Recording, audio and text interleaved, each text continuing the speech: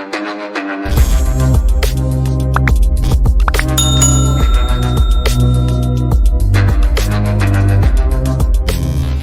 Everyone, welcome to chemistry pro. हम लोग जो पढ़ रहे थे वो था हमारा नोमेनक्लेचर ऑफ ऑर्गेनिक कंपाउंड। इसी चैप्टर में कुछ रूल्स हमारे बच के रह गए थे, तो इस वीडियो में मैंने वो सारी चीज़ें कवर कर दी है। तो चलिए आइए हम लोग देखते हैं बाकी के रूल्स को। तो एक रूल जो हमारा बच के रह रहा था वो था कि if A molecule contain functional group having carbon atom like aldehyde, cyanide, carbonyl chloride, amide, ester, carboxylic acid. Numbering will be start from the functional group. The position of C atom of functional group will be 1. इसका मतलब क्या हो गया? तो जब भी हमारे पास कोई ऐसा फंक्शनल ग्रुप मौजूद हो जिसमें कार्बन एटम उसके अंदर मौजूद हो और वो किसी भी चेन में हमें दिख जाए, तो हमारा जो नंबरिंग होगा वो उसी फंक्शनल ग्रुप से स्टार्ट होगा। जैसे कि एग्जांपल देखते हैं। यहाँ पर क्या दिख रहा है हमें कि एक कंपाउंड है जिसमें अगर चेन की काउंट लेफ्ट टू राइट करते हैं तो हमें 7 कार्बन की चेन मिलती है, 1 2 3 4 5 6 7। बट यहाँ नंबरिंग हम लोग देखिए कहाँ से लिए हैं, वो है एल्डिहाइड ग्रुप से लिए, CHO से लिए हैं। और हमारा जो नंबरिंग है वो निकल के क्या आ रहा है, 6 कार्बन की चेन आ रही है। और सेकेंड पोजीशन पे हमें ये जो एक पहले मेन चेन की तरह जिसे हम ट्रीट करते थे वो एक साइड चेन की तरह नजर आ रही है, जिसे हम क्या लिख रहे हैं, इथाइल लेंगे, क्योंकि 2 कार्बन है तो साइड चेन के तौर पर हम लोग इसे इथाइल लेंगे। अब जो हमारा इसका नाम निकल के आएगा वो क्या होगा, 2 इथाइल हेक्सेनल। ठीक है। उसी तरह से एक और एग्जांपल देखिए। यहाँ पर देखिए फर्स्ट पोजीशन हम लोगों ने इसको लिया है जो कि एक COOH ग्रुप है, यानी कि कार्बोक्सिलिक एसिड है। अब यहाँ पर हमारा वही केस है, सेकंड पोजीशन पे एक इथाइल ग्रुप है। ठीक है। और हम लोगों ने काउंटिंग यहीं से शुरू करनी है, 1 2 3 4 5 6। तो हमें क्या मिलेगा, 2 इथाइल हेक्सेनोइक एसिड। ठीक है। इसी तरह से एक और एग्जांपल देख लीजिए। इस बार हमारे पास फर्स्ट पोजीशन पे क्या है, कार्बोनिल है, तो नाम क्या हमारा निकल के आ जाएगा। सेकंड पोजीशन पे वैसे ही इथाइल का इथाइल रहेगा, तो नाम हो गया हमारा 2 ethyl हेक्सेनोइल chloride. Okay.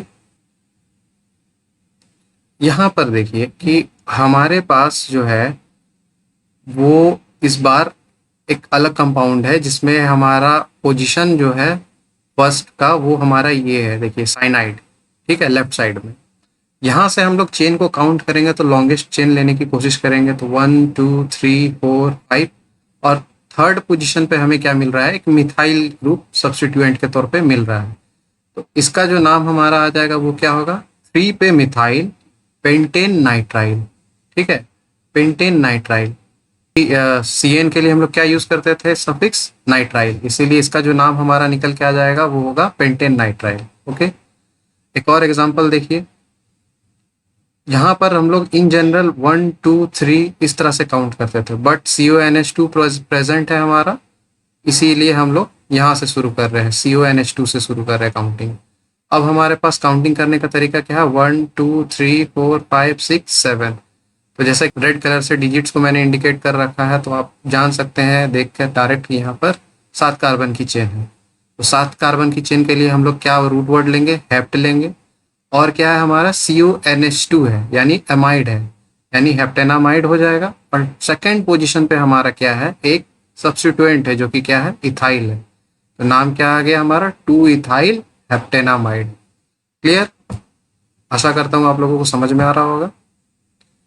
Next rule क्या है, जब भी हमारे पास कोई ऑर्गेनिक कंपाउंड हो और उसके अंदर हमें 2 या 2 से अधिक फंक्शनल ग्रुप देखने को मिले, तब हम लोग को क्या करना है कि एक फंक्शनल ग्रुप को हम लोग क्या करेंगे, प्रिंसिपल फंक्शनल ग्रुप लेंगे, और जो दूसरा फंक्शनल ग्रुप होगा हमारे पास उसे हम लोग क्या लेंगे, प्रीफिक्स लेंगे। यानी when organic compound containing 2 or more functional groups, then one functional group is regarded as principal functional group and the other functional group will be regarded as substituent or prefix.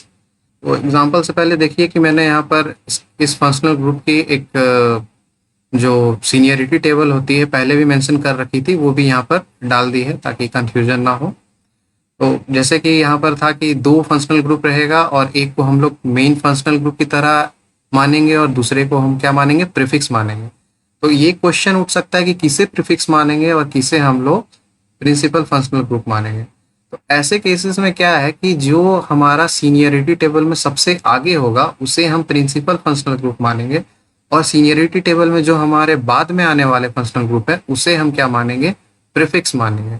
आप देख सकते हो यहाँ पर सबसे senior क्या है, COOH, carboxylic acid. फिर हमारा आता है सल्फोनिक एसिड, फिर एनहाइड्राइड, फिर Easter, carbonyl chloride, amide, nitrile, aldehyde, ketone. फिर हमारा उससे जो जूनियर हो गया वो हाइड्रोक्सिल ग्रुप यानी OH, अल्कोहल का ग्रुप हो गया। फिर अमीन हो गया, उससे जूनियर हमारा डबल बॉन्ड है, और सबसे जूनियर फिर क्या है, ट्रिपल बॉन्ड। अब एग्जाम्पल से समझ लेते हैं। जैसा कि आप देखिए स्क्रीन पे 3 एग्जाम्पल आप लोगों को नज़र में आ रही होगी। पहला ये एग्जाम्पल है, इसमें आप देखिए कि हमारे पास क्या है कि एक डबल बॉन्ड मौजूद है ना, और हमारे पास एक क्या है, एक OH ग्रुप मौजूद है। हमारे पास दो तरह के फंक्शनल ग्रुप है।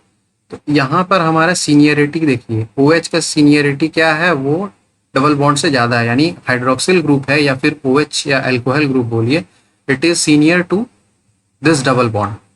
That's why we are starting counting from this position. 1, 2, 3, 4, 5.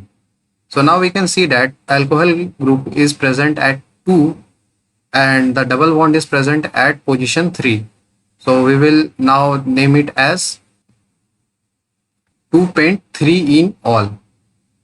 जिसका मतलब है कि दो जो हमारा पोजीशन 2 होगा उसमें हमारा क्या होगा, ओल होगा, यानी OH ग्रुप है। ठीक है, यानी कि 2 पेंटिनॉल भी हम लोग लिख सकते थे डायरेक्ट, अगर हम थर्ड का पोजीशन जो हम यहाँ पर दे रहे हैं, यानी कि we are indicating double bond here at position 3। If we are not indicating this position double bond, then we will simply write 2 pentanol, but we have to justify the position of the double bond, so we are writing 2 pentene 3ol, यानी position जो हमारा 2 होगा उस पर हम लोग क्या कर रहे हैं, बता रहे हैं कि हमारा OH ग्रुप प्रेजेंट है जो कि OL से पता चल रहा है, और थर्ड जो हमारा 3 लिखे हैं हम लोग, तो वो हम लोग लिखे हैं इन के लिए, यानी कि डबल बॉन्ड के लिए। Similarly we can see here we are having a functional group ketone at the position 2, okay, and we are having a functional group OH at position 4.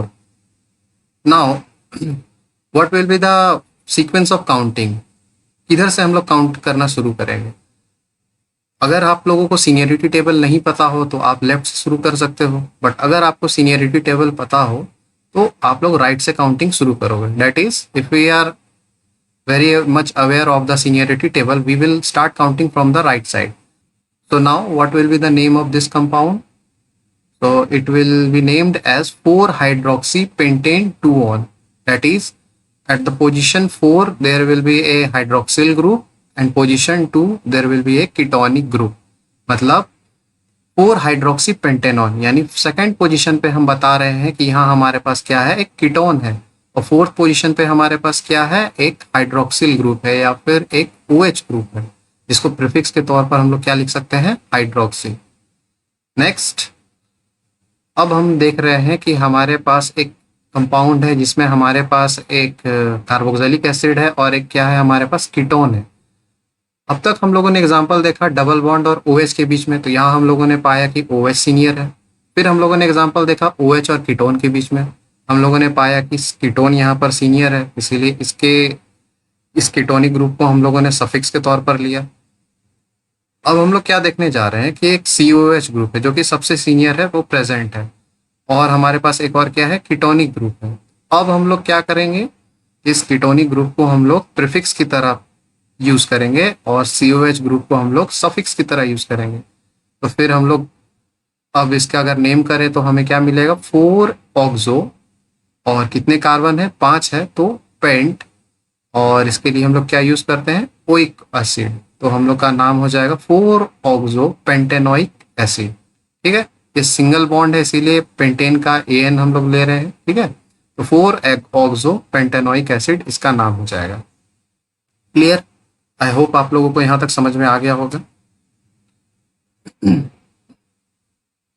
अब देखिए, if A organic compound contain a functional group, multiple bond and a substituent, then order of preference is, ठीक है। Principal functional group, double bond, triple bond, substituent या side chain अगर हमारे पास मौजूद हो तो हम लोग प्रेफरेंस किसको देंगे? तो सबसे पहला प्रेफरेंस जो होगा हमारा प्रिंसिपल फंक्शनल ग्रुप के लिए होगा।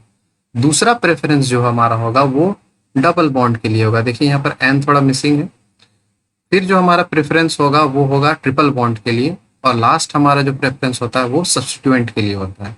ये नंबरिंग के लिए हमारा प्रेफरेंस है, ठीक है। जैसे कि आप देखिए ये कंपाउंड है, कैसा है? साइक्लिक कंपाउंड है। यहाँ पर हम लोग क्या करेंगे? सबसे पहला प्रेफरेंस किसको देंगे? तो हमारा प्रिंसिपल फंक्शनल ग्रुप को देंगे। फिर किसे देंगे? तो डबल बॉन्ड को देंगे, ठीक है। फिर हम लोग किसको देने वाले हैं? ट्रिपल बॉन्ड को देंगे। और फिर हम लोग सब्स्टिट्यूएंट या साइड चेन को देंगे। इस जगह पर हम लोग क्या देख रहे हैं कि हमारा जो सबसे सीनियर फंक्शनल ग्रुप है वो कीटोन है। कीटोन के बाद हमें सबसे पहला जो प्रेफरेंस देना है वो हम किसे दे सकते हैं? इस जगह पर डबल बॉन्ड को दे सकते हैं, ठीक है। और फिर इस तरह से हम लोग काउंटिंग पूरा कंप्लीट करेंगे। जैसे 1 2 3 4 5 6 काउंटिंग हमारा कंप्लीट हो गया। अब अगर जब हम इसे नेम करेंगे तो क्या होगा? 5 पर हमारा हाइड्रोक्सी होगा, और ये क्या होगा? एक साइक्लोहेक्सीन। फर्स्ट पर हमारा क्या होगा? ऑन होगा, ठीक है। यानी कि इसका नाम जो निकल के आएगा, 5 पे हमारा हाइड्रोक्सी है। ये हमारा एक साइक्लिक सिस्टम है इसलिए साइक्लो प्रीफिक्स यूज करेंगे। सिस्टम में हमारे पास 6 कार्बन आइटम्स है इसलिए हेक्स यूज करेंगे। सेकेंड पोजीशन पे हमारा क्या है? एक डबल बॉन्ड है इसीलिए 2 पर इन हम दिखा देंगे। और फर्स्ट पोजीशन पे हमारा क्या है? एक कीटोन है इसीलिए ओ एन ई दिखा देंगे। यानी 5 हाइड्रोक्सी साइक्लोहेक्सीन, साइक्लोहेक्स 2 इन 1 ऑन, ठीक है। ये इसका नेम हो जाएगा। इसी तरह से एक और देखें अगर, तो यहाँ पर आप देखिए इस एग्जांपल में हम लोग देखते हैं तो हमें क्या देखने को मिल रहा है कि एक हमारे पास एल्डिहाइड का ग्रुप है, ठीक है, और हमारे पास एक डबल बॉन्ड है। और सेकंड पोजीशन पे हमें क्या मिल रहा है कि एक चेन जो है और लगा हुआ है, जो कि एक क्लोरीन मॉलिक्यूल इस चेन से अटैच है। तो इन जनरल आपको चेन कुछ इस तरह से नजर आएगा, 1 2 3 4 5 इस तरह से लंबा चेन नजर आएगा। बट हम लोगों ने पढ़ रखा है कि जहाँ CHO होगा वहीं से काउंटिंग हमारा शुरू हो जाएगा।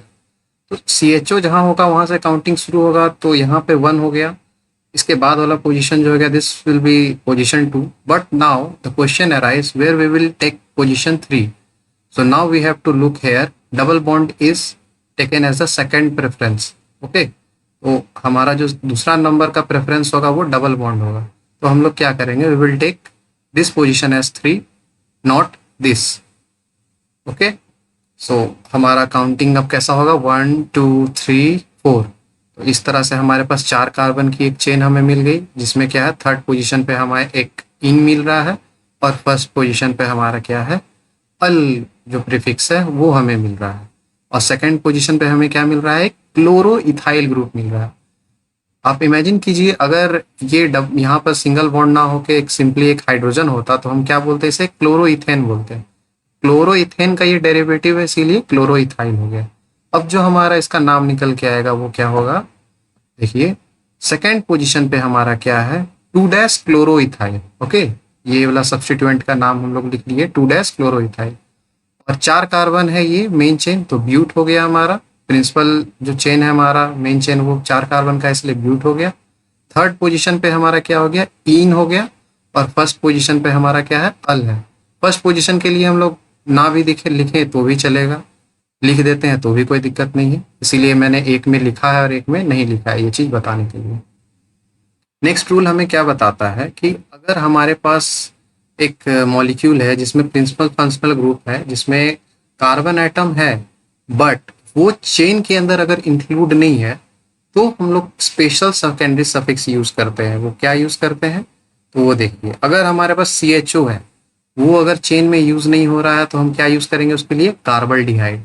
सिमिलरली CN के लिए कार्बोनाइट्राइड, कार्बोक्सिलिक एसिड COH के लिए, CONH2 के लिए कार्बोक्सामाइड, COCl के लिए कार्बोनिल क्लोराइड, COOR के लिए कार्बोक्सिलेट। इस तरीके से हम लोग क्या करेंगे? स्पेशल नेम्स को यूज करेंगे। जैसे कि आप एग्जांपल दें, अब हमारे पास 3 साइनाइड ग्रुप हमें नजर आ रहे हैं इस 3 कार्बन की चेन में।